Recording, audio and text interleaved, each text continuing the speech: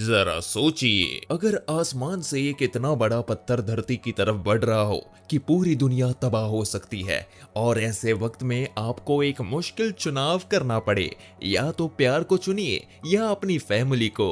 यही है कहानी डीप इम्पैक्ट की, जब इंसानियत की असली परीक्षा शुरू होती है। मूवी की शुरुआत में हम देखते हैं वर्जीनिया शहर के एक स्कूल में रात के समय एस्ट्रोनॉमी क्लब, जिसे तारों और अंतरिक्ष की जानकारी लेने वाले क्लब भी कहते हैं। ये बच्चे दूरबीन से तारे देख रहे थे, तभी एक लड़का लियो बाइडरमैन आसमान में कुछ अजीब सा देखता है जो उसे समझ में नहीं आता। उसकी टीचर उससे कहती है कि उसका फोटो लेकर किसी प्रोफेशनल एस्ट्रोनॉमर को भेजो। ये तस्वीर एरिजोना शहर के एक ऑब्जर्वेटरी, जिसे स्पेस और बाहरी इलाकों की जानकारी लेने वाली जगह को कहते हैं, वहां वो तस्वीर पहुंचती है जहां डॉक्टर वुल्फ अपनी विशाल दूरबीन से उस ऑब्जेक्ट को ध्यान से देख रहा था। देखते ही उसके होश उड़ गए। उसने देखा एक बहुत बड़ा पत्थर, जिसे कॉमेट कहते हैं, सीधे पृथ्वी से टकराने वाला था।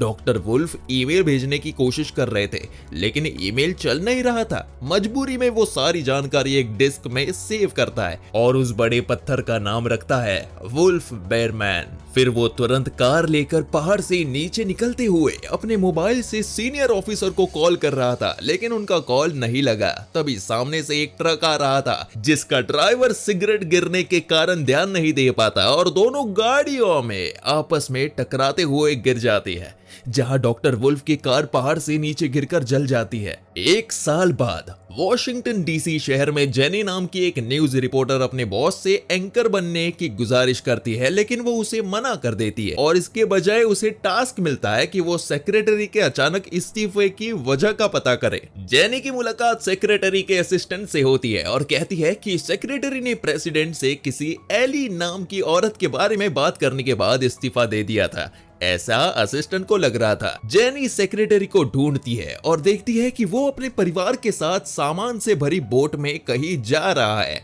जैसे ही जेनी एली का नाम लेती है, सेक्रेटरी डर जाता है और रिक्वेस्ट करता है कि ये खबर बाहर ना निकाले, और कहता है कि उसने इस्तीफा सिर्फ अपने परिवार को बचाने के लिए दिया था। जब जेनी वापस लौट रही थी, उसकी कार को ब्लैक सर्विस की गाड़ियां घेर लेती है और उसे एक रेस्टोरेंट ले जाया जाता है, जहां खुद प्रेसिडेंट बेक उसका इंतजार कर रहा होता है। बातचीत के दौरान जेनी को एहसास होता है कि एली कोई लड़की नहीं बल्कि एक शॉर्ट फॉर्म है, ELE, यानी एक्सटिंक्शन लेवल इवेंट, मतलब एक ऐसा खतरा जो पूरी मानवता को खत्म कर सकता है। प्रेसिडेंट जेनी से कहता है कि 2 दिन बाद वो प्रेस कॉन्फ्रेंस करेगा और वादा करता है कि पहला सवाल पूछने का मौका उसे ही मिलेगा, बस तब तक वो चुप रहे। रात में जेनी अपने पिता और उनके नई पत्नी से मिलती है। वे उससे शादी में न आने का अफसोस जताते हैं, लेकिन जेनी के दिमाग में अब सिर्फ एक बात घूम रही थी, आने वाला प्रलय। बहुत शराब पीने के बाद जेनी अपने पापा से कहती है कि उन्हें अपनी पहली पत्नी रॉबिन के पास लौट जाना चाहिए। इसके बाद वो वहां से चली जाती है। अगले दिन प्रेस कॉन्फ्रेंस होती है। जेनी का बॉस सबसे पीछे बैठा होता है, लेकिन खुद जेनी को प्रेसिडेंट के ठीक सामने दूसरी रो में सीट मिलती है। प्रेसिडेंट बेक सबके सामने एक चौंकाने वाला सच बताते हैं। वुल्फ बेयरमैन नाम का एक कॉमेट पृथ्वी की ओर बढ़ रहा है, जो माउंट एवरेस्ट से भी बड़ा है और ठीक 1 साल में धरती से टकराएगा। इस खतरे से निपटने के लिए अमेरिका और रशिया ने मिलकर एक स्पेसशिप बनाई है, जिसका नाम है मसिया। इसका काम होगा उस कॉमेट को रास्ते में ही उड़ाना। बैक वीडियो कॉन्फ्रेंस पर मसिया के क्रू को सबके सामने दिखाता है। वो समझाता है कि वे एक ऐसे स्पेसशिप को कॉमेट पर लैंड करेंगे और उस पर परमाणु बॉम्ब लगाएंगे ताकि उसे उड़ाया जा सके। प्रेसिडेंट जनता से निवेदन करता है कि डरे नहीं, जिंदगी पहले की तरह चलती रहे और जरूरत से ज्यादा सामान जमा ना करे। इसके लिए वो हर चीजों का दाम फ्रीज करने का ऐलान करता है। बैक सबसे पहले सवाल जेनी को पूछने देता है। जेनी मौके का फायदा उठाकर एक नहीं 3 सवाल पूछती है, जिनमें एक सेक्रेटरी के इस्तीफे से जुड़ा होता है। बैक मानता है कि यह मिशन मानवता के अस्तित्व के लिए है, लेकिन उन्हें पूरा भरोसा है कि इंसान जीतेंगे। एक और रिपोर्टर पूछती है कि इस कॉमेट को किसने खोजा था। बैक बताता है कि जिस वैज्ञानिक ने इसे देखा था वो एक कार एक्सीडेंट में मारा गया, और उन्हें लियो के बारे में बताता है। इस खुलासे के बाद लियो के परिवार को शक होता है कि ये उन्हीं के बेटे के बारे में बोल रहे हैं और सभी पड़ोसी उनके घर आकर उनसे सवाल करने लगते हैं। कुछ दिनों में लियो हर अखबार और मैगजीन में छा जाता है। स्कूल में वो प्रेस कॉन्फ्रेंस करता है और सब बच्चे उसे हीरो मानने लगते हैं। उधर मसीहा की टीम अपने परिवार के साथ एक आखिरी पार्टी करती है क्योंकि अब उन्हें दिन रात की ट्रेनिंग शुरू करनी है। बार में बैठकर वो मिशन की मुश्किलों पर चर्चा करते हैं, जैसे कॉमेट पर उतरने के लिए उनके पास सिर्फ 7 घंटे का समय होगा, वरना सूरज की रोशनी गैस विस्फोट करवा सकती है। 2 महीने बाद मसीहा टीम धरती से रवाना होती है। पूरी दुनिया की मीडिया इस लॉन्च को दिखाती है। मसीहा दरअसल रशिया का पुराना प्रोजेक्ट था जो न्यूक्लियर वॉर के लिए बनाया गया था। इसकी स्पेशल ताकतवर मोटर की मदद से टीम समय से पहले कॉमेट तक पहुंचेगी। 5 महीने बाद मसीहा टीम आखिरकार उस कॉमेट तक पहुंचती है। कॉमेट को देखकर सब हैरान हो जाते हैं। वो बहुत ही बड़ा पत्थर था। टीम सावधानी से बॉम्ब सेट करने लगती है। धरती पर जेनी अब एंकर बन चुकी थी क्योंकि उसने ये कहानी सबसे पहले सामने लाई थी। टीवी पर वो सबको बोलती है कि मसीहा को अब उस कॉमेट की पूंछ से होकर निकलना होगा जो पत्थरों और धूल से भरी हुई है। मसीहा अब कॉमेट की पूंछ से होकर उड़ान भर रहा था। पायलट्स पूरी कोशिश कर रहे थे कि किसी भी टकराव से बचा जा सके, लेकिन उस जगह इतने सारे बड़े बड़े पत्थर थे कि 2-3 बार जहाज टकरा ही गया। शुक्र था कि नुकसान ज्यादा नहीं हुआ और मसीहा सही सलामत कॉमेट पर उतर गया। अब उनके पास सिर्फ 6 घंटे 18 मिनट थे सूरज उगने से पहले मिशन पूरा करने के लिए। टीम एक खास मशीन लेकर बाहर निकली जो तुरंत खुदाई शुरू कर देती है। शुरुआत में सब ठीक चलता है, लेकिन कुछ देर बाद ड्रिल फंस जाती है। अब जो गड्ढा बना है वो बॉम्ब लगाने के लिए काफी गहरा नहीं है। कोई ना कोई अंदर जाकर ड्रिल को निकालना होगा। जब सिर्फ 20 मिनट बचे होते हैं, मसीहा के पायलट समझ जाते हैं कि क्रू को वापस जाने के लिए वक्त कम है। वे रिस्क लेते हुए जहाज को थोड़ा और पास ले जाते हैं। हालांकि इसका मतलब है कि उनके पास पेट्रोल कम बचेगा धरती लौटने के लिए।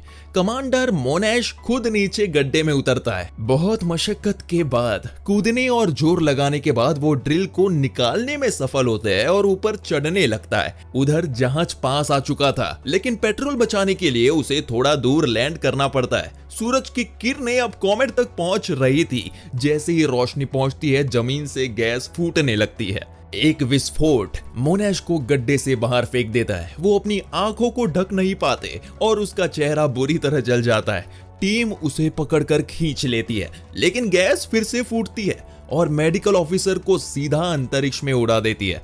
टीम कुछ नहीं कर पाती और बाकी सभी किसी तरह मसीहा में चढ़ जाते हैं। मोनेश अब कुछ नहीं देख सकता, इसलिए कैप्टन टैनर कमांड संभालते हैं। वो धरती पर खबर देता है, मिशन सफल रहा, बॉम्ब लगाए जा चुके हैं, लेकिन एक हीरो को खोना पड़ा। जैसे ही मसीहा सुरक्षित दूरी पर पहुंचता है, वे बॉम्ब को विस्फोट करते हैं। तेज झटके से मसीहा को हिला देता है और धरती से उसका संपर्क टूट जाता है, लेकिन टीम हालात को संभालते हुए स्पेसशिप को कंट्रोल में लाते हैं। कुछ ही देर बाद प्रेसिडेंट बेक को एक बुरी खबर मिलती है, जिससे उन्हें देश के सामने बहुत सोच समझकर बोलना पड़ता है। पता चलता है कि धमाके से कॉमेट सिर्फ 2 टुकड़ों में टूटा है और दोनों टुकड़े अब भी इतने बड़े हैं कि धरती को तबाह कर सकते हैं। दोनों हिस्से अब भी धरती की तरफ बढ़ रहे हैं। वही नासा का मसीहा से संपर्क टूट चुका है, इसलिए किसी को नहीं पता कि टीम जिंदा है या नहीं। प्रेसिडेंट बताता है कि सरकार ने मिजोरी की चट्टानों में एक बहुत बड़ा सेफ हाउस बनाना शुरू कर दिया है, जो 10 लाख लोगों को सुरक्षित रख सकता है। इसमें कुछ जानवर और पौधे भी रखे जाएंगे कि बाद में पृथ्वी को फिर से बसाया जा सके। 2 लाख लोग पहले ही चुने जा चुके हैं, जिनमें डॉक्टर, वैज्ञानिक, ऑफिसर्स और कुछ कलाकार शामिल है। बाकी 8 लाख लोगों को एक नेशनल लॉटरी के जरिए चुना जाएगा, जिसे वो अपने शो में बताती है। इस लॉटरी में 50 साल से ऊपर के लोग हिस्सा नहीं ले सकते, जब तक कि वो जरूरी प्रोफेशन से ना हो। उधर लियो के परिवार को कॉल आता है, उन्हें पहले ही चुन लिया गया है। अब सिर्फ 4 हफ्ते बचे हैं कॉमेट के टकराने में। जेनी अपनी माँ रॉबिन से मिलने जाती है, जो लॉटरी में शामिल नहीं होंगी। जेनी कहती है कि उसे ये लॉटरी सिस्टम ठीक नहीं लगा। इसी बीच लियो अपनी गर्लफ्रेंड सारा को प्रपोज करता है ताकि वो भी उसके परिवार में शामिल होकर सेफ हाउस जा सके, लेकिन सारा अपने मम्मी पापा को छोड़कर नहीं जाना चाहती। तो लियो वादा करता है कि अपने फेम का इस्तेमाल करके उन्हें भी अंदर सेफ हाउस में लेके जाएगा। देश भर में अब अफरा तफरी मचने लगी है। जब सेफ हाउस जाने का वक्त आता है, नेशनल गार्ड लियो और उसके परिवार को अंदर ले जाती है, लेकिन सारा के परिवार को मना कर देते हैं। सारा लियो के साथ नहीं जाती और बस जाते हुए देखती रह जाती है। इसी बीच जेनी को पता चलता है कि रॉबिन ने आत्महत्या कर ली। वो बारिश में बैठकर रोती है। उसके पिता जेसन उसे लेने आते हैं और बताता है कि उसकी नई पत्नी भी उसे छोड़ गई। जेनी कहती है अब वो खुद को अनाथ महसूस करती है। अब सिर्फ 5 दिन बचे हैं और चुने गए लोग और जानवर मिजोरी के सेफ हाउस में पहुंचने लगे हैं। सेफ हाउस के बाहर एक बड़ी भीड़ जमा हो चुकी थी। सब लोग बचाए जाने की गुहार लगा रहे थे। लियो लोगों को देखकर दुखी हो जाता है। तभी एक सैनिक कहता है कि सेफ हाउस में सबको 2 साल तक रखना होगा। लियो का दिल सारा के बिना नहीं लगता और वो फैसला करता है कि वो अपनी सारा को ढूंढ कर ही रहेगा। वो अपने परिवार को अलविदा कहता है और सेफ हाउस छोड़कर भाग जाता है। दूसरी ओर जेसन जेनी को उसके बचपन की तस्वीरें देता है और भावुक होकर आखिरी बार अलविदा कहता है। जेनी की आंखों से आंसू रुक नहीं पाते। उसी रात नासा अपनी टाइटन मिसाइलें लॉन्च करता है, जो कॉमेट को तबाह करने की आखिरी कोशिश है, लेकिन वो भी असफल रहा। 14 घंटे बाद प्रेसिडेंट बैक जनता को बताता है कि मिशन फेल हो गया है।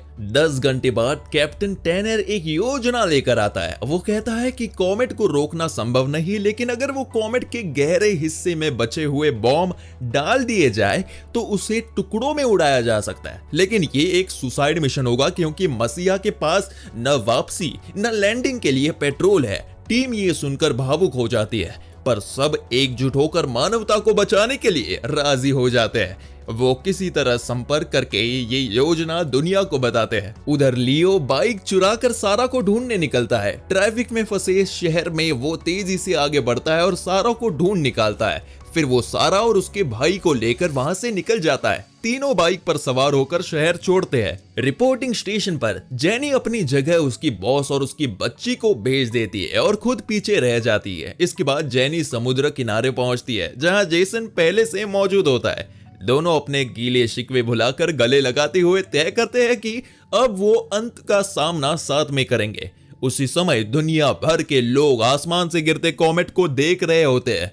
कुछ ही पलों में कॉमेट अटलांटिक महासागर से टकरा जाता है और समुद्र में एक विशाल सुनामी उठती है। जल्द ही ये सुनामी न्यूयॉर्क जैसे शहर को निगल जाती है। हजारों इमारतें गिर जाती है और जो लोग भाग नहीं पाए उनकी जान चली जाती है। जेनी और जेसन समुद्र किनारे एक दूसरे को गले लगाते हैं और सुनामी में बह जाते हैं। स्टैच्यू ऑफ लिबर्टी भी टूट जाती है। समुद्र का पानी सड़कों तक पहुंच जाता है। लोग अपनी कार छोड़कर पहाड़ी इलाकों की ओर दौड़ने लगते हैं। लियो, सारा और बच्चा अब भी ऊंचाई की तरफ भाग रहे होते हैं, लेकिन रास्ता कठिन होने के कारण उन्हें बाइक छोड़कर पैदल दौड़ना पड़ता है। दूसरे टकराव से ठीक 2 मिनट पहले नासा मसीहा के क्रू को उनके परिवार से आखिरी बार बात करने का मौका देता है। अफसोस, मोनेश की पत्नी ट्रैफिक में फंस जाती है और समय पर नहीं पहुंच पाती। कैप्टन टैनर के बेटे भी ड्यूटी पर है और संपर्क में नहीं आते, इसलिए टैनर अपनी मर चुकी पत्नी याद करके कहता है जल्दी मिलेंगे। तभी मोनेश की पत्नी अपने बच्चों के साथ पहुंच जाती है और मोनेश को आखिरी बार अपनी फैमिली से बात करने का मौका मिल जाता है। मसीहा कॉमेट के अंदर के गहरे दरार में घुस जाता है और एन समय पर वॉर हेड्स विस्फोट करके पूरा कॉमेट करोड़ों टुकड़ों में टूटकर नष्ट हो जाता है। पृथ्वी पर लियो और सारा एक ऊंची पहाड़ी पर पहुंच चुके थे। वो ऊपर आसमान में टूटते कॉमेट के टुकड़ों को देखते हैं। कुछ दिन बाद जब समुद्र का पानी पीछे हट जाता है, प्रेसिडेंट बैक एक भाषण देता है। वे दुनिया भर में खोई हुई जिंदगियों को याद करता है और लोगों से कहता है चलो अब मिलकर नई दुनिया बनाएं। इसके साथ ये मूवी यही खत्म होती है। आप कमेंट करके बताइए आपको ये मूवी कैसी लगी। इसी तरह एक बेहतरीन एक्सप्लेनेशन के लिए हमारे चैनल को सब्सक्राइब और एक लाइक जरूर करें।